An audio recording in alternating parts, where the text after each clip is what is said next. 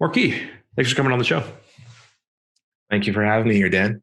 Yeah. So we were just catching up on the lovely Rickenbacker bass you have in the background. And normally when I'm in New York, I have like my Martin D28 on the wall, but I'm traveling. I'm in Austin now, so I have somebody else's background, which is lots of very like kind of highbrow art books that are not mine. So I feel like I'm taking Yeah, credit for interests that I don't have. So for better or my worse. wife's an interior my wife's an interior designer. It looks like something she would have put together as far as styling the shelves Yeah. go. So yeah, Yeah, definitely exactly. approve.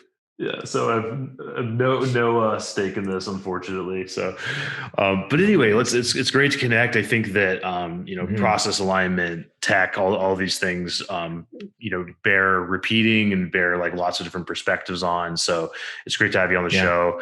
And I guess my first question is, I went on your site and there's a really interesting calculator on operational inefficiency and sort of yeah. how that pans out. So I'd love to just kind of start with your perspective on operational efficiency, inefficiency, excuse me, how you define that.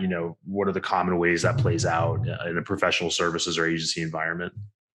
Yeah, sure. Yeah, the calculator is interesting because I mean that obviously takes a lot of data we've comprised from different research surveys and different articles and things like that. But generally, the problem that I see when we're approaching businesses is that there's this problem with work about work, right? And that's not a term that we coined. One of our tech partners, Asana, they are diligent in eliminating this issue, which is it's all the in between stuff. There is generally a sense of knowledge and understanding around the processes within any business, how we do anything, how we meet, how we deliver clients' projects, how we set up client accounts. Right? There are these things that tend to happen, and all that knowledge is stored away with the owner, the operator, the principal, because they are the ones that started the business. They have that understanding.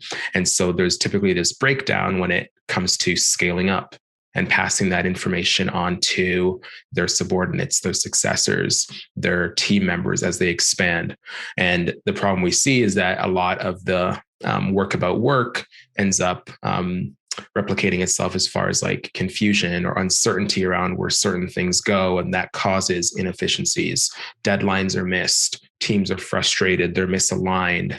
They're overworked because we are piling too much on their plates. We are stacking projects against each other, and there's no real visibility for the leaders or owners anymore because they're passing all these things off and they're now removed from those processes. So that inefficiency really is a huge issue, right? Because we're losing money and we might not know it.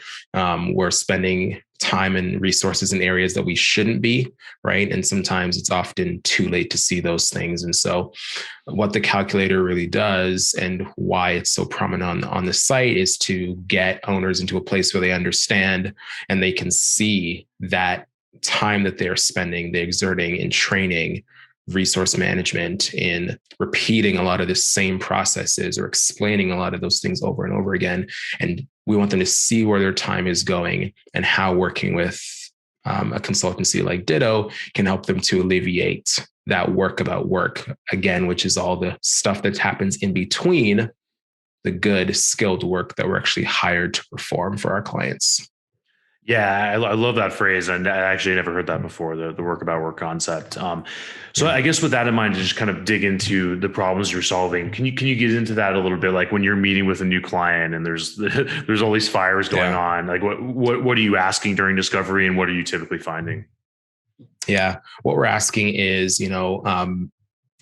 where are the problems, where are the pain points? And what we find that generally it comes from the top down, right? It starts with the leadership. So we always ask if it's a CEO or they're typically in a space where they don't have a chief operating officer yet. And so we're coming in as that outsourced fractional COO to fill that gap. And so it's what's the CEO doing? What are the things that they need to clear off of their plate and either reallocate to a subordinate or to a team member, or is there a gap here where they need to actually hire someone? And so it's what's happening and when there's typically like 4 pillars we'll center this around. And so it's like, well, what does your tech look like?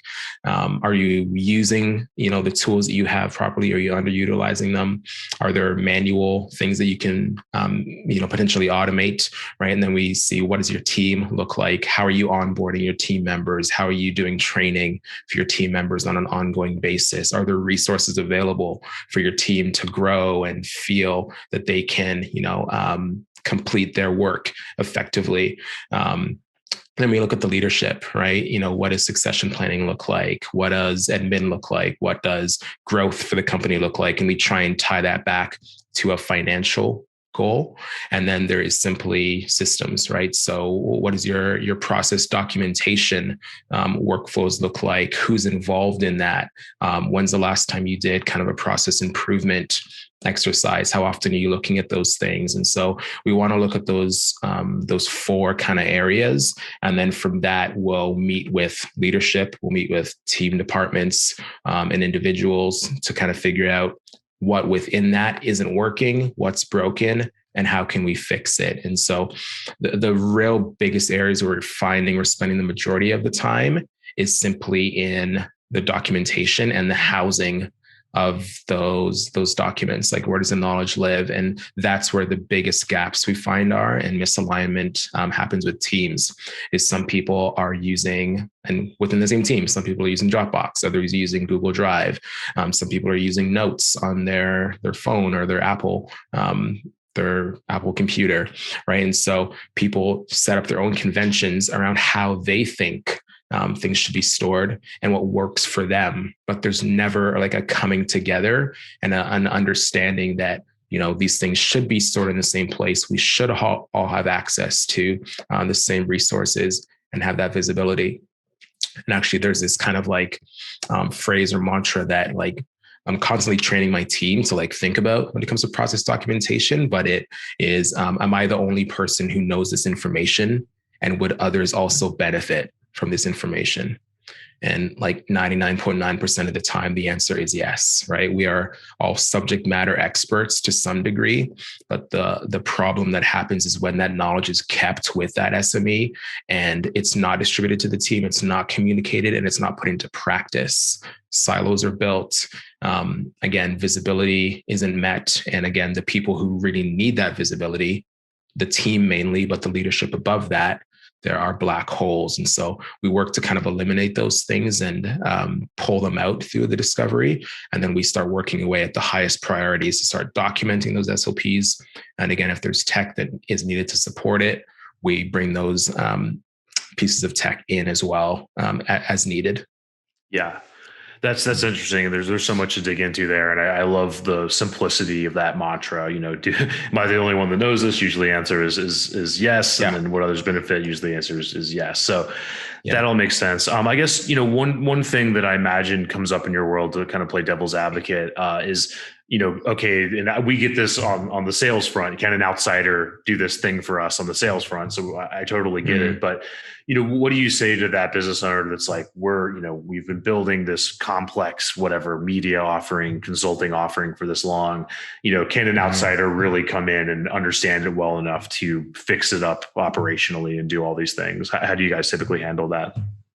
Yeah, that's a really good question. And so it's kind of twofold. I mean, depending, and the audience is largely agencies, right? And so typically we see people in the creative space, they're so good at what they do creatively, but they lack this organizational aspect to their business. And it's kind of like building the plane on the way down in a lot of cases. And so that being said, they would have to have already established kind of ground rules and a foundation around how they do things, right? There would have to be an understanding and a general workflow. Even if it is within one person's head, they would have to understand, how that works, because we're really coming in to support that. If we're coming in, too early in an engagement and saying okay, you guys have no processes, you have no systems, let's, whiteboard this, then we're not going to be successful. Right? Because one thing that we don't want to do is create that for them the first time, work through them to build it all, do our training and onboarding, and then the engagement comes to an end, and then they're no better off because they didn't develop the processes on their own. And so, yeah, I actually think that's one of the mistakes that we see when we come in is the CEO or leadership says, all right, here's the project team. You're going to work with them to build this out. And we do that, but then there's this like, again, gap between the project team and leadership where it's missed. And so I think that's a huge mistake.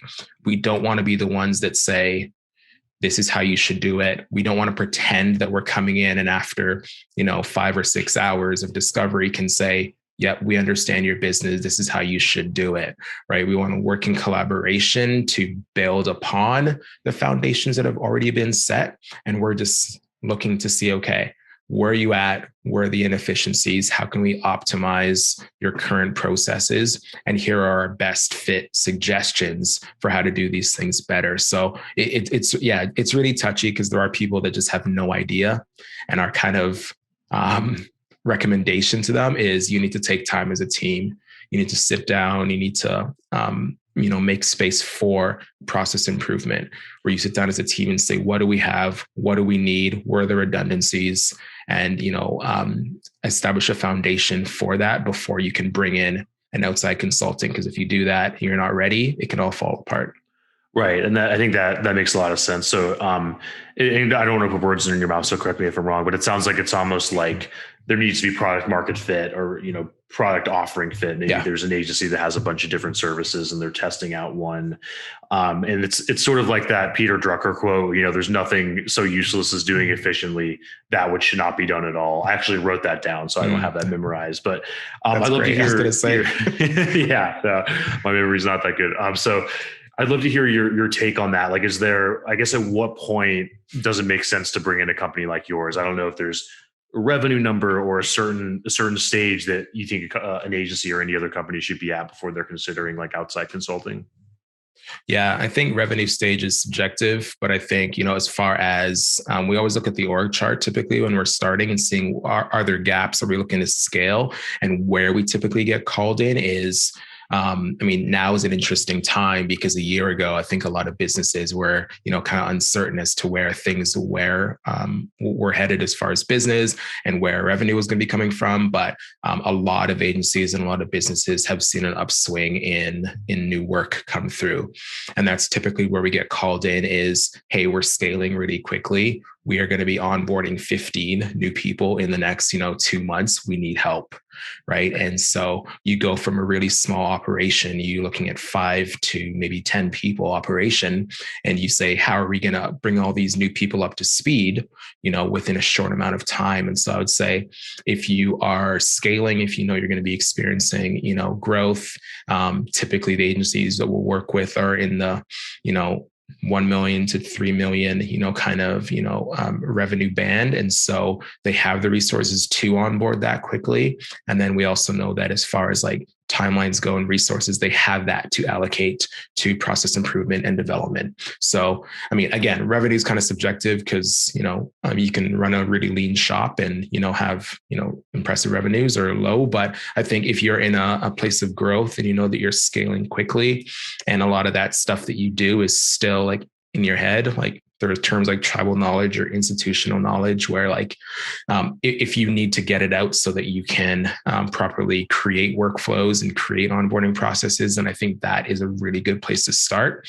And based on experience, it really doesn't matter who you are. There are always areas to tighten things up when it comes to onboarding for your team, both for your clients, right? And then there's always tech around it to support it. If you're looking and you're scaling quickly and you think our light CRM we've been using for 3 years is no longer good enough, we need to think about, implementing like HubSpot. We need to better supply or resource our sales team with something like Sales Pro, or we're looking for an ERP solution. And I think any like of those big changes, if you haven't thought about it already, is where you need to start thinking about hiring an outside consultant to assist you in that growth. Yeah, that makes a lot of sense. So it's almost like if you're trying to figure out, if something's going to work, if you're trying to get it from 0 to 1, maybe there's a certain amount of just operational inefficiency you have to accept while you're figuring that out. But then once you do, Sure. and you're trying to scale it, then those situations become more alike than the same, and that's where somebody like yourself can really help out. If I understand right. That's it. Yeah, That's it. cool. That makes sense. And so to get kind of like nerdy and tactical, one thing you mentioned Sure. earlier was the importance of documentation and the housing of docs. Like when you guys come on a ground level to solve these problems, that's the biggest thing that you encounter. So can you go into that a little bit? Like how are most people doing it, and what's the better way to do it in terms of how the information's stored? People seem to love spreadsheets. I don't know what it is about spreadsheets, but we'll typically go in and we'll see whether it's Google Docs or Sheets. We'll typically see a document that has an infinite amount of tabs open, right? And within that, it houses kind of different processes. So that lives in kind of their Google Drive or their Dropbox, whatever that looks like, and where the confusion starts to set in is they have that one document that maybe is their master, but then they're requiring their team to collaborate on that doc. And there are different like naming conventions, ways of doing things. And within one team, if you ask 3 team members that are all, devs, you have your senior and maybe 2 juniors, if you ask them all how to do one specific task, you get 3 different answers, right? And it's because there's that confusion within that. So we have our spreadsheets where we're trying to document it. We're trying to stay on track. Some people are housing them inside of, something like Confluence from Atlassian. A lot of teams use Notion, right? And so there are kind of redundancies happening because, again, within the same ecosystem, you have a small team that's using Notion, and then others are using Docs, and then others are using Asana, and then others are using Basecamp. And that's because these teams have gotten just so used to doing it their own way, and it's never been mandated to bring it all together. And so what that process really looks like, again, we start with leadership. We're doing interviews and understanding, what do you do? How does it all fit? What does your org chart look like at this level? And then we break it down to the individual teams as well. So what are you doing? How does it all fit together? Where are you in the org chart? And where can we bring some things together? And so typically it looks like bringing a lot of the systems into the same space. So whether it's migrating or updating, and then there's a training involved with these new tools, that's typically what it looks like. But, and then there are people where they're just like, we want to do this. But give us a month. We're gonna hunker down. We're gonna get it together. We're gonna meet as a team. We'll get back to you, and then we're usually sent an unlimited number or an endless number, it seems like, of Google Docs, right, where they've tried to just list everything out, and then from that we need to make the connections, link them, and again find out where the priorities are, and then put them in the same space. Right. That makes sense, and I'm guessing there's a lot of work that goes into that. So with that in mind, how do these pieces fit together? Like, for example, we're on a combination of email and Drive, Docs, and spreadsheets, and Asana, and I think that's mostly it. We've managed to stay off Slack, for better or worse, but we're a very, very small team, so we're kind of able to do that. So, sure. I guess how should you conceptualize tying these things together? Like you said that people love spreadsheets. Is that is that a good thing or a bad thing, I guess, is what I'm getting at? Sure. Before I answer that, I just want to ask about the Slack thing, if that's okay. So was that a pain point before you started and then you moved to eliminate it, or did you just never use it? A little bit of both. Our team was always small enough where it just seemed kind of like a redundancy. So we couldn't really figure out where it fit in. And then if there was stuff that was urgent, it would usually be handled one-on-one for better or worse. And also we were working with like strategic partners that, we couldn't really get on Slack for different reasons. So it just was kind of a logistical decision, but we may circle back to it. Yeah. Got it. Okay, cool. To better answer your question, I mean, what we always try and encourage teams to do is to think about the different levels and different, like steps that need to be involved, right? If we need to get a file, right, how many steps are needed to like access that file, whether it's clicking through into different folders or subfolders, or if there's a larger space where it kind of all lives. And so what I kind of always like to do is, happy to hear that you guys use Asana. Asana's, one of ours. We're Asana Solutions Partners. And so I always say that if something like Google Drive or Dropbox is the brain, Asana is the hands and feet. Right. And so all of the docs, all of the brainstorming sessions, all of the files, templates, everything would generally live inside of something like Google Drive. All right. And then they are linked within Asana, within that project. We set up our project either from a template, we set the timelines, we set the assignees, we have our subtasks. If any work is happening, if we're commenting on any of that work, if we're asking for updates to be made, if we're asking for revisions, if we're looking for status updates, if we're doing any kind of planning as a team, it's happening in Asana. We're talking about it in Asana. We're asking questions in Asana. And then we are always using like comments or the description to link back to a master file that's in something like a Google Drive or a Dropbox. And there are integrations that make that really seamless. But I don't think we're ever going to get away from a place where we can say there is a one fit solution for everything that we do, right? So we always just want to simplify it. Really impressive that you don't use Slack if I think about it. I mean, do we ever really need Slack? I mean, yes, we do, but if you set it up properly, like you can have effective communication with comments in Drive, with comments in Asana. In this example, if you're using HubSpot and you're a sales team, you can set up tasks and have comments and communications within the platform itself. So that's really interesting that you guys don't use it. But yeah, I think part of it is like trying to figure out, how do we bring this together? How do we simplify it? Again, where are the redundancies and how can we make this easier for everybody?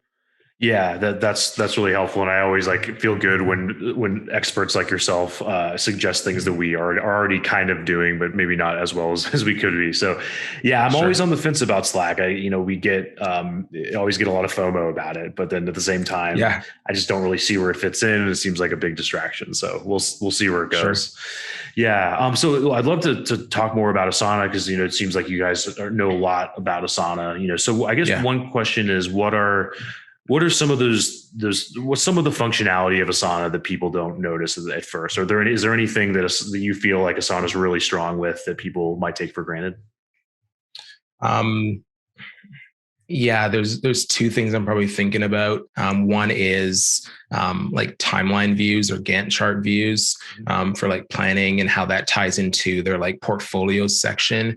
And then number two, what we do a lot of and we build out for our customers is an internal kind of knowledge base and how to use that within Asana as well. So yeah, I'll talk about the more known, which is like portfolios. Any of the sites that you go to, many of the sites you go to that compare the different work management tools will kind of say like, oh, Asana doesn't have a Gantt view or, a timeline view. And it's just because they name it something different. But I think that's probably one of the most underutilized features in Asana right now. And then that ties back to the portfolio section, right? People love to use Asana as a to-do list, right? It looks great. You can assign your colors, but they're not really tapping into the core features of it. So having assignees, having due dates and actual durations for those tasks and being able to quickly assign, categorize, and set due dates on the timeline.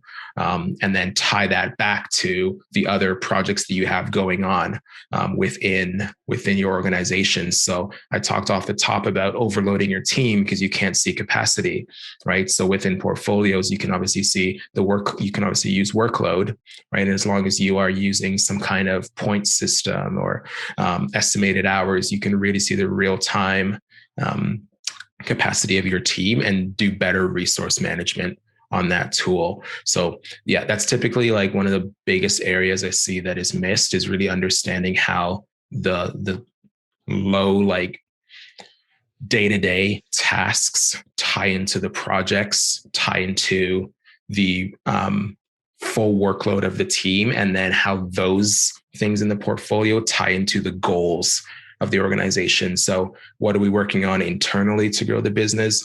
if you're an agency or you're providing any kind of services for clients, it's how are we managing the work and the deliverables for our clients as well? And what does that mix really look like? So I think there's that like gap there where people either don't understand how to use it. And so they're just not.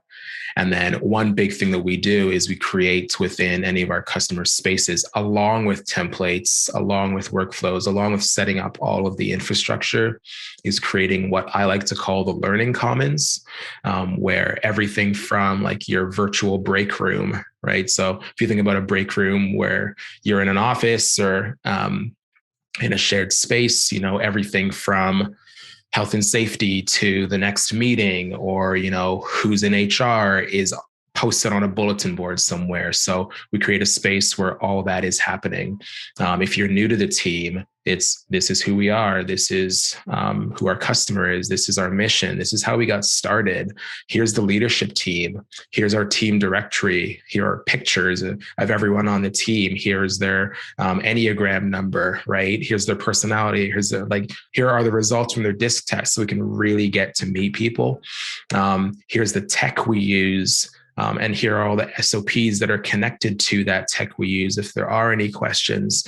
And then the biggest area where we come and provide support is creating an SOP index, where everything you do about your business, whether it's from leadership, whether it's from dev, it's admin, it's billing and finance, it's HR, it's all in one space. It's searchable. It's editable, and we encourage our teammates to take part in those processes. I think people like overlook that, and it's why they go to Notion, or it's why they go to Confluence.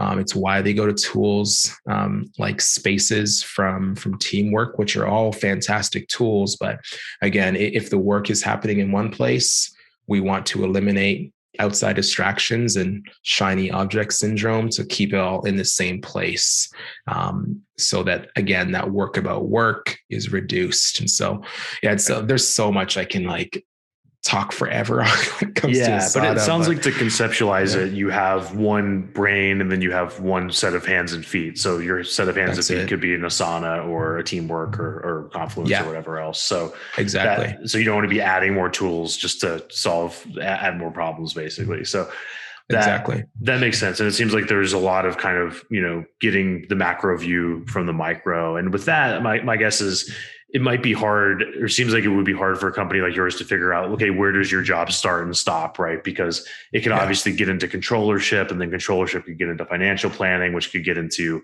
sales and marketing and all that. So I'd love to kind of hear your take on that. Like, are you setting up, integrations with Harvest and dealing with time tracking and then getting into QuickBooks? Like, how do you recommend kind of tying all these other areas together? Yeah. The use cases are obviously different as we move from company to company, but kind of that thought about like, where does it stop? That's a really difficult one to answer, because you can get super granular when it comes to a lot of these integrations. But I would say we're redeveloping kind of our website right now so that we can further explain this. But there's the admin and everything that happens around that in the business. There's the billing and finance that happens in the business. There's the team and resource management that happens in the business, right? There's the service delivery, right? There are all these different like buckets that we can pull from, and there's all the tech that can expand from that. And we're working on kind of a visual tool to help communicate that. But when it comes to like, if we were to use you guys as an example, you're using Drive. Yeah. Did I hear that? Yeah. Okay, great. So we have Drive, we have Asana. If resource management and capacity is an issue for you, then Harvest would absolutely be the tool. And then it's, which way do we want to go? Do we want to see resource and like forecasting by using like their forecast tool? Do we need high level stuff? Is our issue in we're not charging enough, right? Do we need to like really tap into the data that Harvest gives us and use a tool like Parakeeto to better understand and estimate time, right? Where does the breakdown happen? Is it in our proposals? Is it in our sales system? Are we sending one-page quotes? Or are we doing really in-depth reviews and providing an easy way for customers to digest that information, for us to present that information, and then for them to pay, right, for that engagement to begin. So there's definitely lots of different ways that you can, go about it as far as integrating tools. I don't know if I have an answer for that, but what I typically do is kind of that's helpful. Yeah. So it sounds like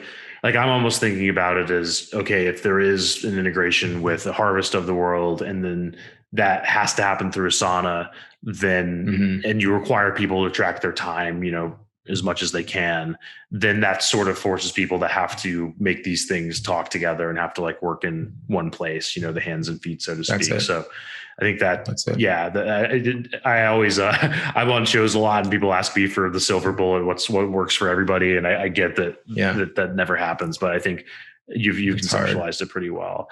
What I can say though, like, and it goes back to an earlier point, is you need to kind of know what is good for you, right? You need to have thought about that process. You should have worked through it with your team, and you should essentially be doing it manually, right? And then it's, can this thing be automated? And then we move to another tool. Is there something else we can introduce to make this easier? And again, that's always linked around a pain point. So I think, it's important for the company to know what that is. And then we investigate further to see if we can optimize it. Yeah, that makes a lot of sense. Let's talk about SOPs a little bit. So I've heard so many different schools of thought on SOPs. I've heard people say leadership should never build SOPs, just specialists should. I've heard, friends of mine that have companies like mine will say, hey, I'll make a quick video on what I want conceptually, then I'll delegate the SOPs to somebody on the team. I've heard everything in between. So I'd love to hear your take on just like, what's a good way to think about SOPs? Yeah. My kind of rule of thumb is like, it's everyone's responsibility. And sometimes SOPs can be like, they can do more damage than they can do good, right? Because we become like, so like stringent in how this thing is done. And there's no flexibility or space for like autonomy within the team. And so oftentimes there are ways where, like, based on your schedule and your way of doing things, a team member has, discovered a better way to approach that process. Right. And so then let's look at that SOP and see where we can, make it simpler. Or there are steps that don't work, or tech has changed, been updated, and this doesn't work anymore. And so I think we need the help of our team members, but I think it's got to start from leadership. I really think it does, because that comes down to culture. If the leadership is not involved, if they're not reviewing, if they're not asking and encouraging people to be involved in that, and if they're not taking the lead and showing how those things should be documented, then I think it's going to fall apart. So my opinion is that it absolutely should begin with leadership. It should be shown how it is to be done. It should be a regular practice to update them, review them. If there's a new tool, if there's a new process, if there's a new understanding around work, it should be document it, communicate it, implement it, right? And that's where that like freedom comes for them to say, like, I'm owning this process. And we actually have an internal way where we have a board where any process documentation that needs to be done, the idea can be put there, and we can, like you said, put in that video, and then someone else can document it. But I absolutely think like it should come from leadership. And in the creation of a lot of these, like, people have different learning styles as well. So I think we need to be sensitive to that, where we can have the written SOP, we can have the visual SOP. Are you taking screenshots? How are you laying that out? So I think a mixture of video, audio, video, a mixture of written is helpful in a lot of cases. And unless those conventions are established with leadership, because if you think about it, that's an SOP in itself, right? How do we document our processes at this place that we work? So yeah, I've always been of the opinion that it should start with leadership, and then it's communicated and trickles down from there. Yeah, that makes sense. And for us, we've been more and more video heavy just because it's so much easier, at least for me personally, to make videos than to have to write a bunch of things. But we'll see where it goes. I think that people learn in different ways, and that's always the challenge, is creating the right medium, for the person you're talking to as well. So there's probably a lot to go into there. I guess one question I have is like, what how do you think about a leadership dashboard and the things that go into that? I'm sure it really varies depending on the organization, but like, for example, just to use us as the guinea pig, like ours right now is kind of a home spreadsheet, with a few key metrics and then some tabs going into economics and acquisition and some other stuff like that. I'd love to hear your thoughts on it. What are you using for your dashboard? Just a Google spreadsheet right now. And then it's basically monthly numbers that get updated every month. So there's like a monthly recurring task to update certain things. Yeah. And I can go further into that. Mm-hmm. Yeah, this is an interesting question because with Ditto as a whole, like the offering is business and process enablement as one arm. Then there's like sales and marketing enablement. And then there is like the dev and like API side of the business as well when it comes to actually tying it all together. So I think when it comes to dashboards, it's important for the leadership to have that view, because the last thing you want to be spending your time doing is, drilling down into the individual work to see what's happening. I think this is an area that's not perfect just yet. I would love it if like a tool like Asana, for example, had a dashboard at the organization level that could, bring in the time tracking data, could bring in like the time spent in phase data, right? And could have it all in one spot to, again, reduce the in-between. But yeah, I don't think this is perfect yet, but I think like tools like Grow do this really well. They are phenomenal when it comes to dashboards. They're a bit on the pricier side, but I think as far as visibility and a turnkey solution, they're probably the closest when it comes to setting something like that up. If you are pretty heavy in Asana, Tableau is a great extension, a bit harder to like get going because it's more of an empty box. But yeah, there are tools like that have quite a few integrations, and we rely on pretty heavily for a lot of the visibility that we need. But I mentioned off the top, like we're also HubSpot Solutions Partners. And so like, I think for the sales team, like a lot of the stuff that they need can happen right in there. And if your job in leadership is to drive sales and drive revenue, then I think you can get away with a lot of that within a tool like HubSpot and use their dashboards and analytics. So it really just depends on like your involvement, where that cuts off, where the overlap happens as far as your team goes. But like Databox, if you're in like an agency and you're already delivering reports for your clients, I think you can get a lot of visibility creating like data boards through their tools. And so like, it just depends on what like really works for you, what information you need, because there are gaps, right? With the integrations, not everything is open on the API just yet when it comes to tools. And so you kind of have to know, and that's the other thing, you have to know what you want to see and know to like go and look for it with a lot of these tools. Cause there's no like quick start, sales dashboards. So really interesting question, and something that you can spend hours trying to refine and update, but it sounds like the most important thing is just figuring out what you actually need to measure and so on. That's it. I guess as a quick sidebar, as long as we're nerding out on tools, what's your take on Airtable? There's lots of different opinions on it. People love it, kind of culty about it. I'd love to hear your thoughts on it. Yeah, I'll say kind of quickly, I don't know enough about it. I've used it a handful of times, and it's mainly been to migrate out of Airtable into another tool. What I love about it, though, is its flexibility as far as the different views go. I mean, it's super familiar, obviously, which is why it's doing really well, because if you're coming from a place where data is what you're looking at every day, then Airtable makes a lot of sense. Unless I'm wrong, there are gaps right now as far as ownership goes, right? So like who's doing what by when, and having checks in place to make sure that those things are top of mind. Based on my experience, like that's been a huge gap. But again, on the flexibility side, when it comes to developers, I know that a lot of developers in this space love the tool because of its flexibility, because of the ability to tap in either through a quick zap or through a custom API, that you can like make the tool really, really work for you. But I think when it comes to ownership, and visibility, unless there's a specific view set up for that and you have to really drill down to the filtering. I think there are other tools that can make it a lot simpler, and which is why we often migrate people away from it. But I think they're fantastic and have a lot of ways to go from a visibility standpoint. But I wish I had more experience with it so I could like really drill in and answer that. No, I think that's still helpful though. Just to kind of figure out, where the gaps live. And I think that's a good way to think about every tool is like, is that you're never going to look for perfection. So exactly. I guess with that, just kind of getting towards the end of the time, I'd love to do, this could probably be a whole other episode, but I'd love to hear your thoughts on team meetings and to give you a constraint, because meetings could go anywhere. Yeah. Let's say it's the all hands meeting, right? Let's say it's once a week. You've got an agency, they've got 10 or 15 clients. They've been doing everything, C+B average level in Asana and Drive and maybe Slack. Like what have you seen your better clients focus on during those all hands meetings? If that makes sense. Yeah.